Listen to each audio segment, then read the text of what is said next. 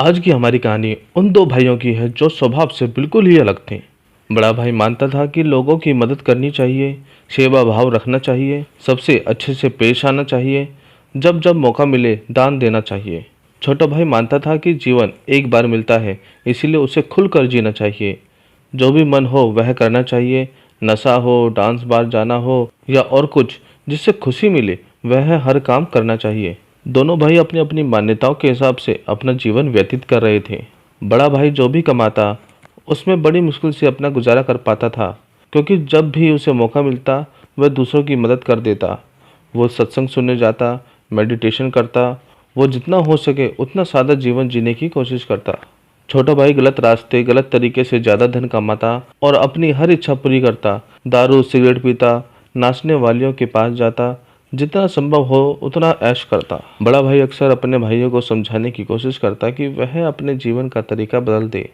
वो जो कुछ कर रहा है वह अच्छे कर्म नहीं है, लेकिन छोटा भाई उसकी एक ना सुनता और उल्टा बड़े भाई को ही अपना जीवन जीने के तरीका बदलने के लिए कहता।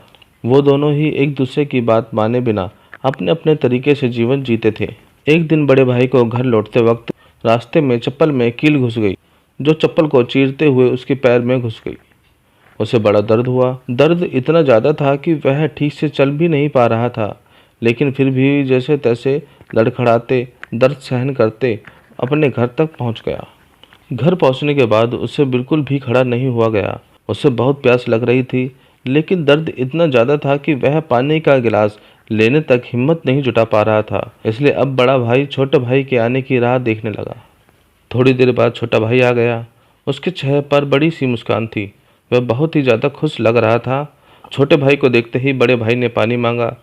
छोटे भाई ने ठंडा पानी बड़े भाई को पिलाया और उसे क्या हुआ उसके बारे में पूछा। बड़े भाई ने बताया कि उसके पैर में कील घुस गई है। छोटा भाई बड़े भाई से बोला, देखिए आप इतना सादा और सच्चाई भरा जीवन जीते हैं, बदले में आपको क्या मिला?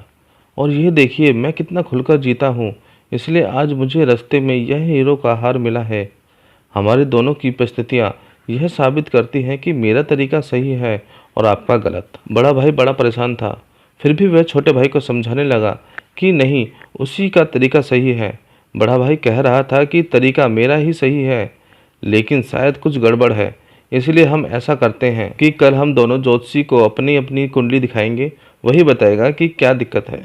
वह जिस ज्योतिषी की बात कर रहे थे वह बहुत ही जाना माना ज्योतिषी था, जिसकी कोई भी भविष्यवाणी गलत नहीं हुई थी। छोटा भाई हीरो का हार मिलने की वजह से बहुत खुश था, इसीलिए वह भी बड़े भाई के साथ जाकर कुंडली दिखाने के लिए राजी हो गया।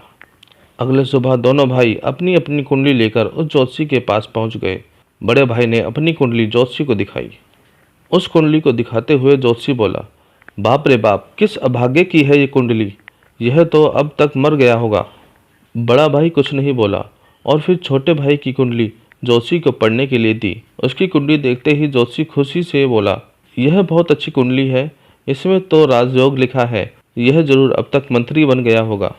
दोनों की कुंडली दिखा देने के बाद दोनों भाइयों ने ज्योतिष से कहा कि यह दोनों कुंडली उनकी है और आपकी भविष्यवाणी गलत है, क्योंकि ना ही बड़ा भाई मरा है और ना ही छोटा भाई मंत्री बना है।